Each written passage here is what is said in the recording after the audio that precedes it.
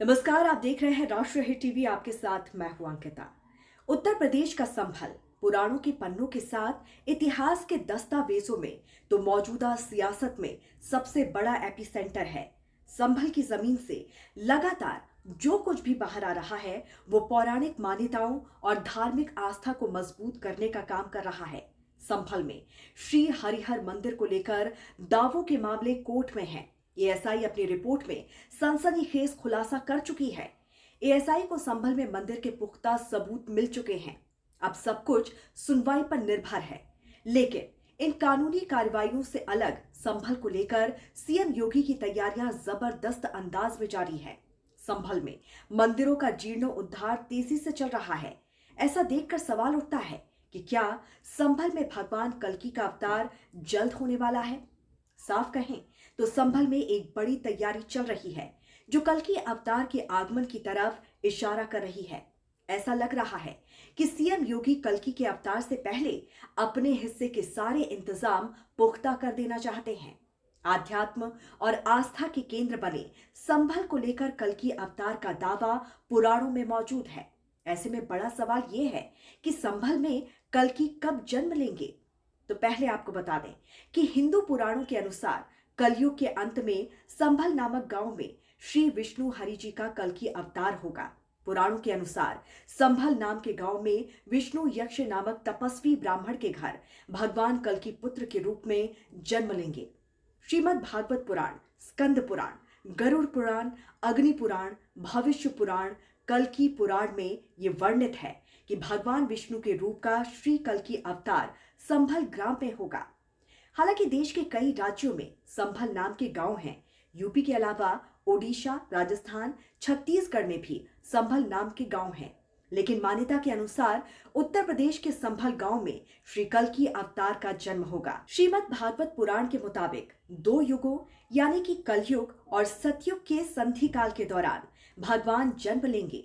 पुराणों में कलयुग की शुरुआत तब से मानी जाती है जब भगवान श्री कृष्ण वैकुंठ रवाना हुए थे। पुराणों में कल्कि अवतार के कलयुग के अंतिम चरण में आगमन की भविष्यवाणी की गई है। अब सवाल उठता है कि आखिर कैसे होंगे भगवान कल्कि। पुराणों के अनुसार भगवान कल्कि देवदत्त नाम के घोड़े पर सवार होकर संसार से समस्त पाप और पापियों का संहार करेंगे, धर्म की फिर से स्थापना करेंगे। यह अवतार 64 कलाओं से युक्त होगा।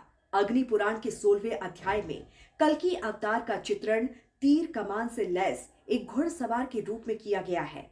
कल्कि पुराण के अनुसार वो घोड़े पर सवार होकर हाथ में चांदी की तरह चमकने वाली तलवार लेकर युद्ध और विजय के लिए निकलेंगे और मलेच्छों को पराजित कर सनातन धर्म की स्थापना करेंगे।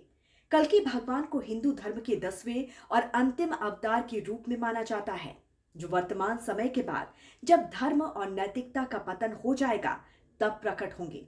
ये भविष्यवाणी वर्तमान में भी धार्मिक चर्चाओं और विचारों का हिस्सा है, लेकिन इसका कोई प्रमाण या ठोस तथ्य नहीं है।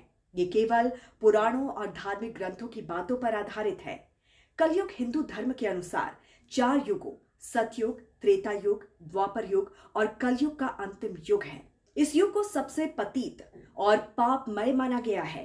कलयुग की शुरुआत के बारे में पुराणों में और अलग अलग धार्मिक ग्रंथों में विशेष उल्लेख किया गया है। ऐसी मान्यता कहती है कि कलयुग की शुरुआत महाभारत युद्ध के बाद हुई थी, जब श्री कृष्ण का निधन हुआ, जो कि द्वापर युग के अंत का संकेत था। तो उस समय के कलयुग की शुरुआत मानी जाती है। ये घटना लगभग 5000 साल पहले की बताई जाती है, यानी 3102 ईसा पूर्व के आसपास। हिंदू धार्मिक मान्यताओं के अनुसार प्रत्येक युग की अवधि पहले के युग से कम होती है। कलयुग की कुल अवधि 4,32,000 वर्षों की मानी जाती है और ये युग अपने अंत की तरफ बढ़ रहा है। क्योंकि कलयुग की शुरुआत श्री कृष्ण के निधन के साथ 3102 ईसा पूर्व मानी जाती है और ये युग अभी भी जारी है, जिसका अंत भविष्य में होगा।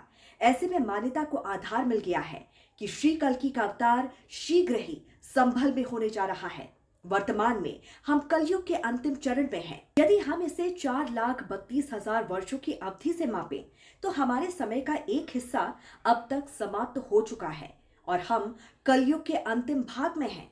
तो आस्था और पुराण सिर्फ मान्यता के आधार पर ही आज तक सुरक्षित नहीं हैं, बल्कि इसके पीछे वैज्ञानिक तथ्य भी हैं जिन्हें नकारा नहीं जा सकता है। तो इस पर आपकी क्या राय है, जरूर हमें बताइए कमेंट करके। जुड़े रहिए राष्ट्र हित टीवी के साथ। नमस्कार।